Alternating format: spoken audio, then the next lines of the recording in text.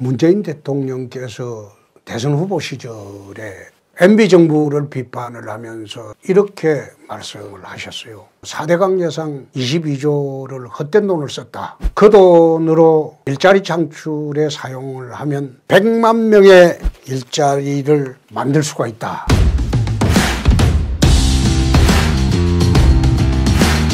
(22조) 가지고 일자리 100만 개 만든다. 이렇게 하고 일자리 대통령 되겠다. 청와대 상황판도 설치하고 그렇게 하겠다. 내가 그렇게 한 걸로 기억합니다. 그런데 이 정부 들어와서 지금까지 들어간 일자리 예산이 54조입니다. 또 금년은 23조가 있습니다.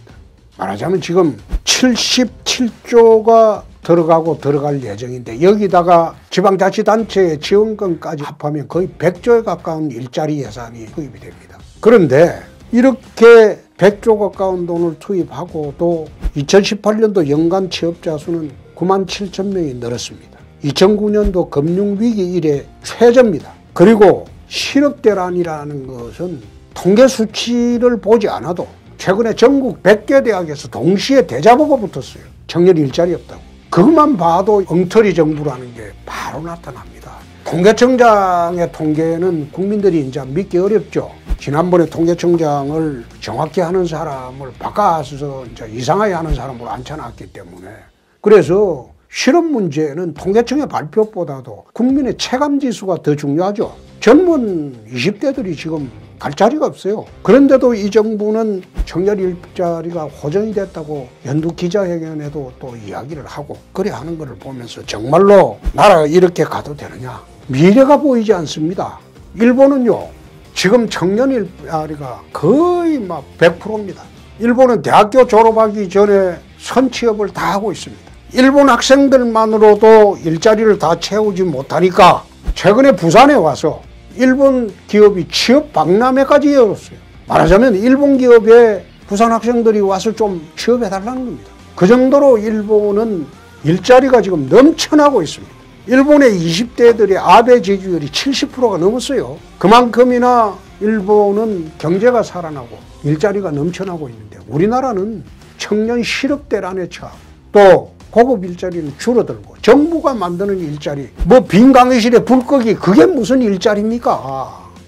난 그걸 쳐다보면서 공공일자리는 내가 지난 대선 때도 그런 이야기를 했어요. 이거는 세금 나눠먹기다. 공공일자리는 구조조정을 해야 된다. 대신 민간 일자리를 키우기 위해서 민간 일자리를 확대하기 위해서 기업의 자유를 주라. 기업을 죄인시하지 마라. 법인세를 낮춰라. 기업의 활력을 돋궈라. 그리고 모든 규제를 철폐해라. 기업에게는 자유를 주라. 내가 그런 얘기를 수차례 했습니다. 그런데 이 정부는 100조 가까운 돈을 들여서 공공일자리 만들기에 정말 올인을 하고 있습니다. 이렇게 해서 다음 정부가 과연 공무원 공공일자리 구조조정할 때 정말로 당할 고통 생각하면 끔찍스럽습니다. 지금이라도 문재인 정부는 기업에 자유를 주고 기업의 활력을 북돋아서 민간기업의 양질의 일자리를 만들고 공공일자리는 구조조정해서 줄여주실 것을 부탁 말씀을 드립니다. 최근에 한국 사회에 큰 화두가 되고 있는 것이 최저임금제입니다.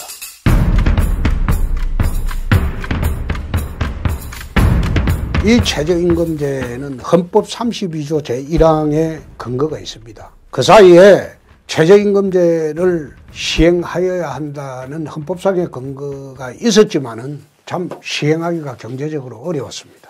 그러다가 1986년 12월 31일 최저임금법이 제정 공포되고 88년 1월 1일부터 시행이 됐습니다. 근데 이 시행이 된 과정에서도 여러 가지 어려움이 있었지만은 순조롭게 지내올 수 있었습니다. 그런데 이 정부 들어와서 불과 2년도 안 되는 이 시점에 최저임금이 무려 30%가량 폭등을 했습니다. 경제현실은 도외시하고 이 정부가 소득주도 성장론을 주창을 하면서 최저임금이 이렇게 폭등을 했습니다. 그러니까 그걸 감당하지 못하고 자영업자, 소상공인, 중소기업은 지금 폭삭 망해가고 있습니다. 알짜배기 중소기업은 이걸 피해서 동남아로 탈출을 하고 있습니다.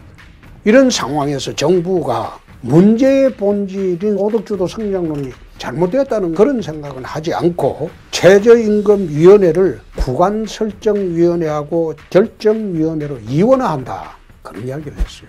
말하자면 면피를 하겠다는 겁니다. 정부가 손 떼고 어떤 식으로든 민간이 결정하고 우리는 책임 없다. 이런 식으로 회피를 하려고 합니다. 본질은 이게 아니죠. 소득주도 성장론이죠.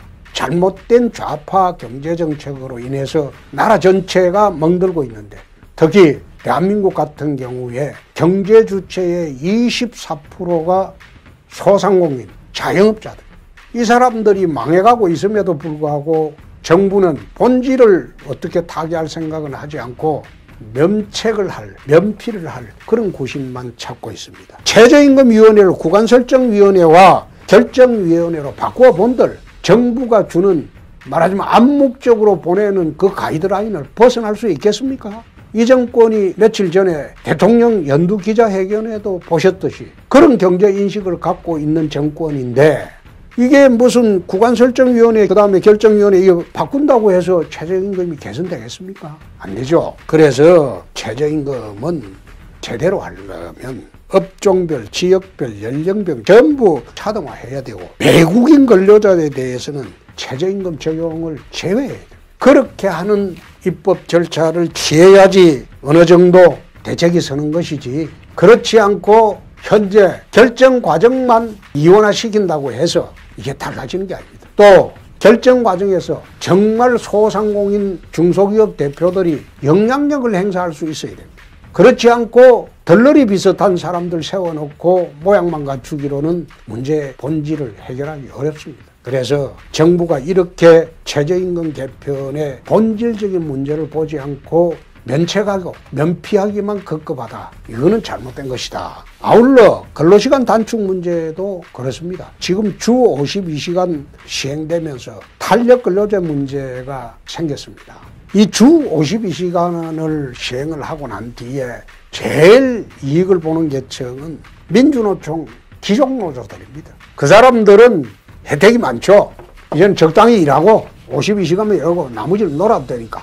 그런데 실제로 비정규직 하청근로자 소상공인 이런 자리는 일자리도 감소하고 인건비 상승으로 이제는 저녁이 입는 삶이 아니라 저녁도 먹을 시간이 없는 삶으로 바뀌고 있습니다. 이걸 지금 감안을 하려면 주 52시간 이 문제에도 우리가 탄력적으로 대처를 하고 또 정부가 나서서 이거 어기면 전부 범죄인으로 만드는 그런 건 옳지 않다고 나는 생각합니다. 미국 테슬라의 일론 머스크 최고 경영자가 이런 말을 했습니다. 테슬라 모든 직원이 모델 3의 생산량을 맞추기 위해 주당 100시간씩 일했다. 미국은 주당 40시간이지만 연장 근로는 제한이 없습니다. 그리고 이 사람이 또 한 이야기는 최소한 기업이 앞서 나가기 위해서 주당 80시간을 일해야 된다. 이 말도 했습니다. 근로시장 단축은 참 좋은 거죠. 그러나 여기에 부작용이 따를 수밖에 없는 R&D 이렇게 하는 경우에는 좀 예외적으로 인정을 할 수 있도록 해야지 대한민국 미래가 있다. 이런 말씀을 오늘 아울러 드립니다. MBC가 지금 경영 상황이 악화 일로에 있습니다.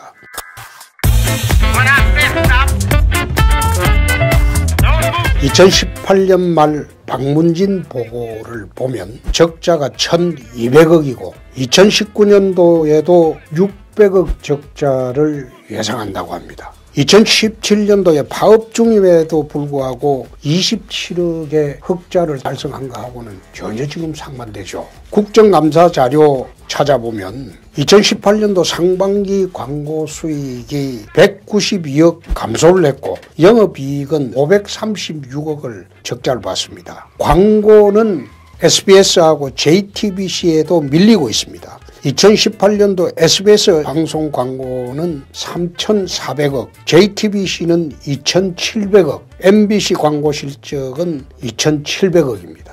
2019년도 SBS 광고 목표는 3,900억인데 MBC 광고 목표는 2,900억입니다.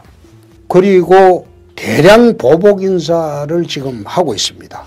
파업 불참 보도국 기자 80명을 방송에서 배제를 하고 보도 MPS 준비센터, 뉴스 콘텐츠 센터 등으로 다 돌리고 있죠. 비보도 부서로 발령을 하고 14명을 해고를 하고 지금은 또 100명 퇴출설로 공포 분위기에 젖어 있습니다. 국민들이 MBC 뉴스를 불신을 하고 있습니다. 3, 4%에도 못 미치는 MBC 뉴스데스크 시청률을 보면 어떤 경우에는 2%대 초반에 가 있는 것도 있습니다. 한때 MBC 뉴스데스크가 35%대를 상회하던가 하고는 정말로 판이하게 MBC가 무너지고 있습니다. 노조방송 MBC가 왜 이렇게 무너지고 있을까요? 그것은 첫째, 이념 방송에 치중을 하고 정권 옹호 방송에 치중을 하고 있기 때문입니다. 시청률을 왜 문제를 삼느냐? 이 상업방송들은요, 시청률이 낮으면 우선 광고가 안 붙습니다. 또 광고 단가를 비싸게 받을 수가 없어요.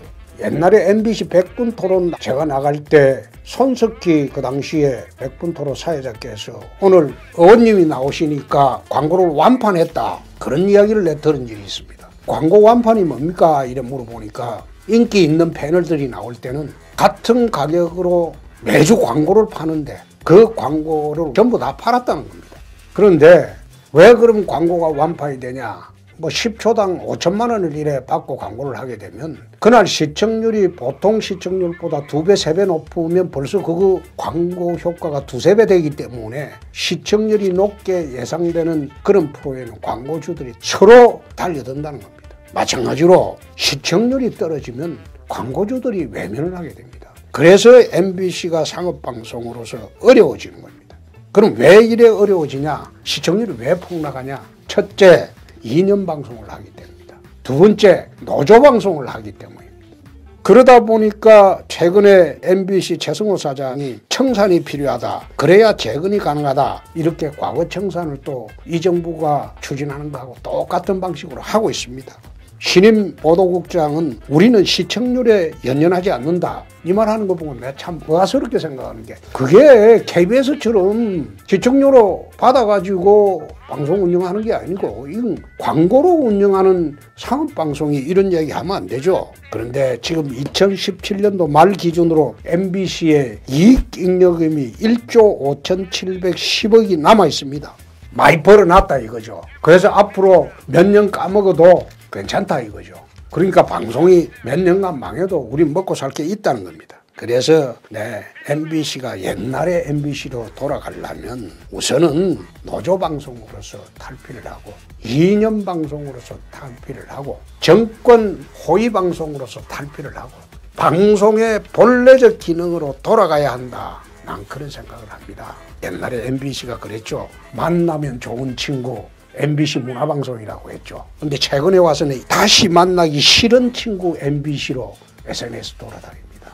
MBC 여러분, 정말로 다시 거듭나려면 정권 옹호, 호위방송 그리고 노조방송에서 벗어나서 정말 방송인으로 돌아가 주시기 바랍니다. 지난 2017년도 12월 8일 MBC 뉴스 데스크 메인 앵커 교체를 하면서 이런 이야기를 했습니다. 첫 방송에서 MBC 거듭나겠다 이렇게 했는데 1년이 지난 지금 보니까 거듭나도 안 된다. 왜 안 되냐? 노조방송, 의용방송이기 때문에 그렇다. 나는 그렇게 봅니다. 과거의 MBC의 영광을 되찾기를 MBC 관계자 여러분 부탁 말씀드립니다. 최근에 정부에서 부동산 가격 공시에 관한 법률에 의해서 토지 가격이나 건물 가격을 이제 최고 50%, 70%, 100%까지 올려라. 암묵적인 지시가 내려간 게 들통이 났어요.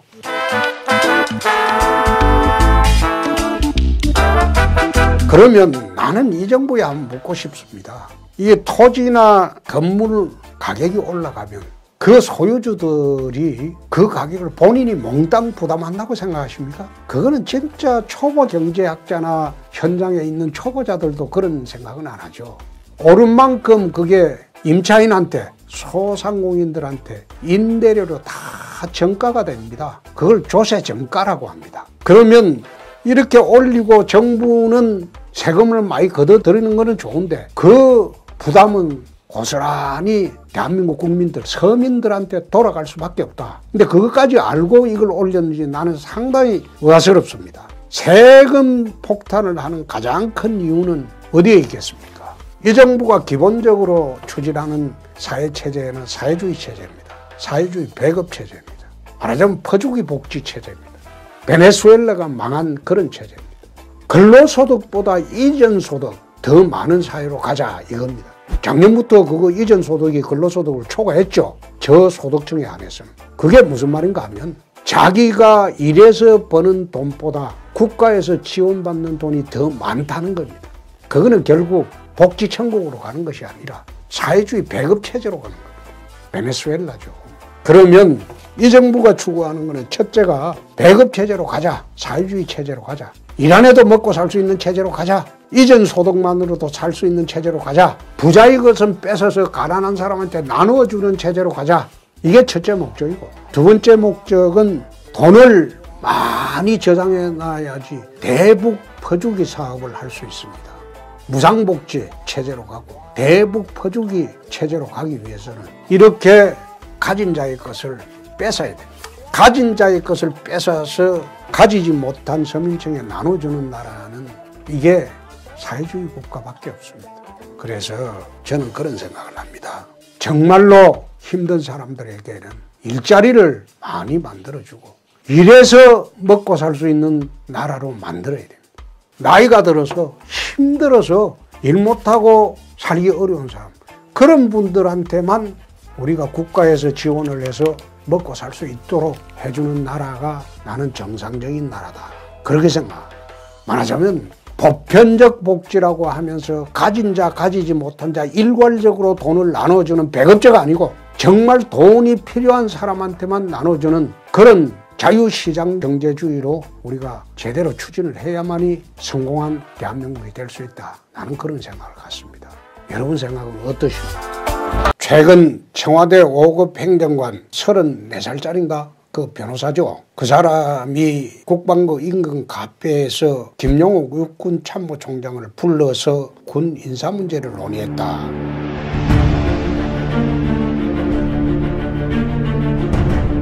또 술집에 가서 인사 서류를 분실했다. 이 보도 내용을 보면서 내가 참 기가 막히고 어이가 없다. 그런 생각을 했습니다. 청와대는 이 5급 행정관의 단독 행동이라고 주장을 합니다. 그 청와대 주장대로 하면 더 어이가 없다. 대통령의 지시나 국방비서관의 요청이라도 그렇죠. 육군 참모총장이라는 사성장군이 어떻게 계룡대에서 올라와가지고 그 카페에 가서 34살짜리 행정관 만나가지고 굽신대면서 인사를 원원했을까요? 참 그거 보면서 대한민국 육군이 그렇게 가치가 없나? 난 그런 생각을 했습니다. 그 당시에 같이 있었던 사람은 신모 대령은 청와대 행정관인 모양인데 이 사람은 또 묘하게 그해 12월에 준장 진급 별을 달았어요. 이거 뭐 말하자면 청탁해서 달았겠죠. 그런데 육군 준장이라면요 별자리가 되면 보안상황입니다. 말하자면 별자리 이름하고 이거는 군기밀입니다. 그만큼이나 참으로 별자리라는 거는 중요하고 중차대한 자리입니다. 제가 국회 국방위원으로 있을 때 육해공군 장성들한테 국회에 올 때는 또는 국정감사장에 올 때는 TV가 다 비치기 때문에 사복을 입고 오시오. 내가 그래 주문을 했습니다. 말하자면 별자리가 별을 어깨에 달고 국회의원들한테 호되게 질책당하는 거, 그게 국민들이 보기에 과연 옳으냐. 그래서 내가 그 국회 올 때 사복으로 와라. 내가 그런 이야기를 할 정도로 군을 존중해야 된다고 내 생각을 했습니다. 그런데 이 정부는 34살짜리 5급 행정관이라고 합니다. 이런 어린애가 불러도 참모총장이 쪼르르 달려오는 그런 군대가 되었으니 대한민국 국군의 위상이 어떻게 되겠습니까? 또 최근에 이것만 이렇습니까? 전방을 지키는 7사단의 사단장이라는 사람이 어떻게 했습니까? 지피폭파하고 철조망 끄는 거를 민주당 의원들한테 7명한테 선물로 주고, 이게 전방사단장이 할 일입니까? 그런 사람이 최전방을 지키고 있었습니다. 나라가 이렇게 되어갑니다. 참 어이가 없다. 국방부 장관은 또 어떻습니까? 천안함 연평도 사건 사과해야 되지 않느냐, 그런 요구를 해야 되지 않느냐, 그건 묻어두고 미래로 가자고 했습니다. 나는 이런 국방부 장관을 보면서 6.25 당시에 신성모 국방장관을 떠올렸습니다. 국방부 장관도 그렇고 그 다음에 참모총장도 그렇고 전방사단장도 그렇고 대통령조차 안보에 불감증인 분이 앉아있는데 군인들만이라도 정신 차리고 안보를 지켜야 하는데 군인들이 이 모양이니 대한민국 국민들이 얼마나 걱정이 많습니까? 나는 이걸 쳐다보면서 과연 육군 장성 중에 참군인이 있느냐? 난 그런 의아심을 갖게 됩니다. 이 방송을 듣거든 군 장성들은 각성하십시오. 프랑스의 피에르 드빌리에 프랑스 합참의장은 2017년도 국방 예산을 대폭 삭감하려는 마크롱 대통령하고 맞붙어서 사직을 했습니다. 최근에 제임스 매티스 미 국방부 장관은 트럼프 대통령하고 맞붙어서 사직을 했습니다. 말하자면 그런 사람이 있었기에 미국 국민들이 국방에, 프랑스 국민들이 국방에 안심하고 발 뻗고 잘 수 있다 이겁니다.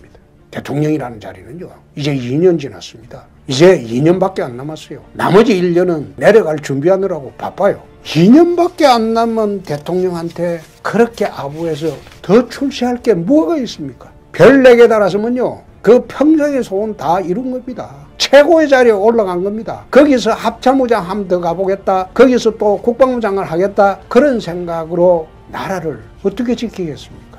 이 방송을 보시는 군 장성들은 제발 장성답게 그렇게 행동해 주십시오. 존경받는 대한민국 군인이 되십시오. 대통령께서 연두 기자회견을 하면서 김태우 신재민에 대해서 검찰의 수사 가이드라인을 정해버렸어요.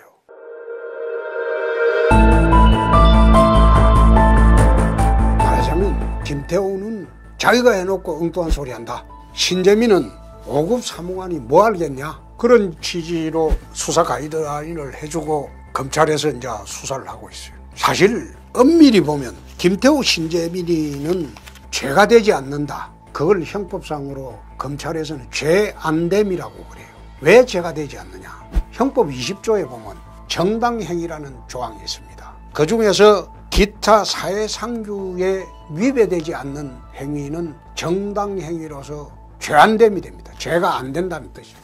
왜 그러냐? 아니, 공무원이 상관의 불법한 지시, 거기에 항변권을 가지고 있어요. 검찰청에도 보면 검사 동일체의 원칙으로 상명하복이 철저한 조직임에도 불구하고 하급의 검사가 상관의 불법한 명령에 대해서는 항변권을 가질 수 있도록 법에 되어 있어요. 그리고 공무원은 상관의 불법한 직무 지시에 거부할 수 있는 권리가 있습니다. 또 공익을 위해서 폭로를 할 때는 대통령이 지난 대선 때 약속을 했지 않습니까? 공익을 위한 제보자는 정의로운 폭로니까 보호를 해야 된다. 이 대통령의 공약사항입니다. 그래서 정말 여기에서 범죄자는 누구인가? 범죄자로 보려면 김태우 사건에서는 임종석 비서실장, 조국 민정수석이 직권남용죄로 수사 대상이 되어야 돼요. 그리고 신재민 사건은 청와대 경제비서관, 그리고 경제수석했던 홍장표, 경제부총리했던 김동연, 이 세 사람이 직권남용죄로 수사를 받아야 돼요. 지금 검찰에서는 본말이 전도된 수사를 하고 있어요. 지난 신년 기자회견 때 대통령이 준 가이드라인은 아주 부적절했다. 변호사 자격까지 가지신 대통령께서 형법 20조 정당행위 조항을 모르고 지시하실 리는 없을 건데 굳이 그런 대답을 하신 것은 아주 부적절했다. 제대로 대답을 하시려고 했다면 그것은 검찰에 고발되어 수사 중인 사건이기 때문에 내가 답하는 것은 부적절하다. 이렇게 말씀하시는 게 옳았죠. 그리고 청와대나 기재부가 그렇게 한 것은 유감스럽다. 잘못했다고 요구하지는 않아요. 그러나 대통령으로서 나라 전체를 볼 때 참으로 우리 정부는 정의로운 정부라고 했는데 유감스럽다. 이런 말씀을 하시는 게 옳았다. 그런 말씀을 드리고 자기들이 내부자 폭로를 통해서 얼마나 많이 과거 정부를 공격했습니까? 그러니까 그것이 시은 업만큼 돌아간다. 업보를 받는 것이다. 그렇게 생각하십시오. 그게 정답입니다.